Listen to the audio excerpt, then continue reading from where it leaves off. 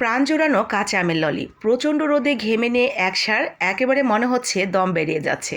ঠিক তখন যদি এরকম এক পিস ললি পাওয়া যায়, টক মিষ্টি স্বাদের এই কাঁচা আমের ললি কিন্তু সাথে সাথেই আপনার শরীর মন দুটোই ভালো করে দেবে। ভীষণ ভালো লাগে খেতে প্রচণ্ড রোদ্রের দুপুরে এরকম কাঁচা আমের ললি খেতে। তো চলুন দেখে নেওয়া যাক কীভাবে তৈরি করেছিলাম এই সুস্বাদু কাঁচা আমের ললিগুলো। প্রথমে আমি এখানে বড় বড় সাইজের 3টা আম নিয়েছি। ভালো করে সিদ্ধ করে নিতে হবে যাতে আমের ভেতর থেকে আমরা পিউরিটা খুব সহজেই পেতে পারি। আমগুলো পুরোপুরি সিদ্ধ হয়ে গেলে গরম পানি থেকে তুলে নিব। তুলে নিয়ে পুরোপুরি ঠান্ডা করে নিতে হবে। তাড়াতাড়ি ঠান্ডা করার জন্য কেউ চাইলে ফ্যানের নিচে একটু রেখে দিতে পারেন, এতে খুব দ্রুতই ঠান্ডা হয়ে যাবে। তারপরে খোসা এবং আটিটা আলাদা করে আমরা একটা পিউরি বের করে নেব। আমি আজকে এখানে যতটুকু আমের পিউরি নিয়েছি তাতে 7 থেকে 8টা ললি তৈরি করা যাবে। আপনারা যদি কেউ চান যে হ্যাঁ আমি বেশি করে বানিয়ে ফ্রিজে সংরক্ষণ করে রাখবো, যখন ইচ্ছা হবে তখন একটা বের করে খাওয়া যাবে, তাহলে আর একটু বেশি করে আম নিয়ে পিউরিটা বেশি করে বানিয়ে নেবেন। তো যতটুকু পিউরি হবে আমি অতটুকু দিয়েই একটা বক্সে তো 6টা আইসক্রিম থাকে, তো সেই হিসেবে আমি তৈরি করে নিচ্ছি।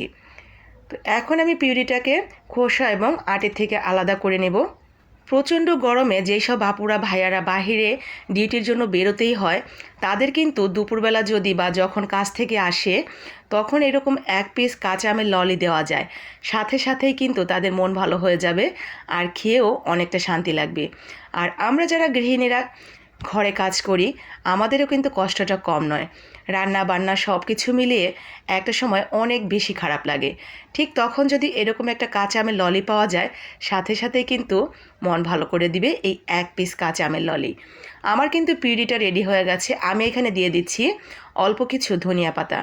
ধনিয়া পাতার পরিবর্তে আপনারা এখানে পুদিনা পাতা ইউজ করতে পারেন, যারা পুদিনা পাতার ফ্লেভারটা খেতে পছন্দ করেন। তবে আমার বাসার কেউ কেউ পুদিনা পাতার ফ্লেভার পছন্দ করে না, আমি সেটা মাথায় রেখেই ধনিয়া পাতাটা অ্যাড করেছি যাতে সবাই খেতে পারে। তারপরে দিয়ে দিয়েছি পরিমাণ মতো চিনি, সাথে নর্মাল লবণ এবং বিট লবণ। বাস, মশলাপাতি এতটুকু দিলেই হবে, আর তেমন কিছু দেওয়ার প্রয়োজন নেই। ভালোভাবে আমি পুদিনা পাতা বলেছি, ধনিয়া পাতাটা মিশিয়ে নিচ্ছি এই পিউরিটার সাথে। ধনিয়া পাতা একটু বেশি করে দিলে ফ্লেভারটাও দারুণ লাগবে আর কালারটাও কিন্তু অনেকটা বেশি সবুজ সবুজ হবে।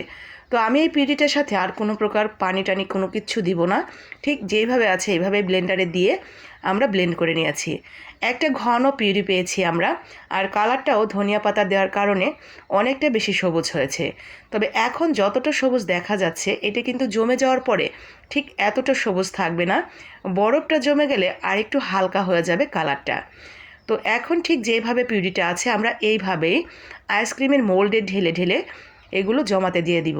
যদি বাসাতে এই মুহূর্তে আইসক্রিমের মোল্ড না থাকে, তাহলে ছোট ছোট যে কোনো বাটি বা যে কোনো কিছুতেই কিন্তু এগুলো জমিয়ে নেওয়া যাবে। আপনারা আপনাদের পছন্দ অনুযায়ী যে কোনো কিছুতেই জমিয়ে নিতে পারবেন।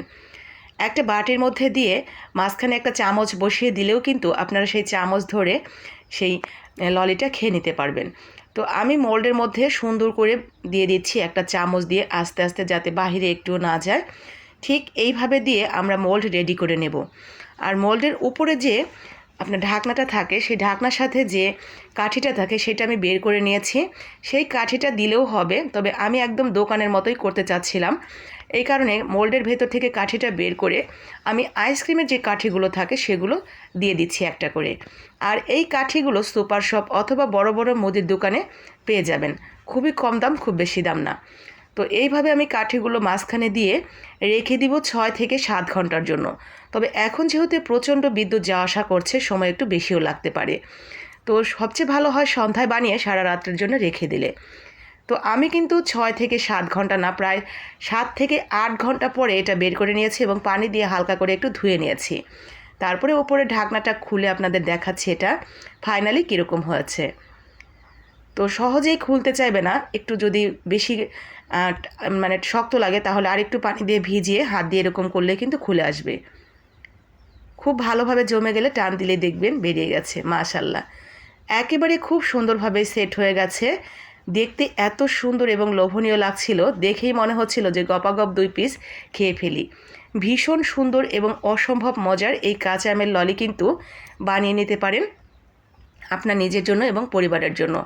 দেখা মাত্র যদি ভালো লেগে যায়, দেরি না করে চট করে বানিয়ে নিন কাঁচা আম তো ঘরে আছে অবশ্যই। আর সেই সাথে বাকি আপু ভাইয়ারাও যাতে বানাতে পারে তাদের জন্য এবং তাদের পরিবারের জন্য, তার জন্য কষ্ট করে একটু শেয়ার দিয়ে দিবেন।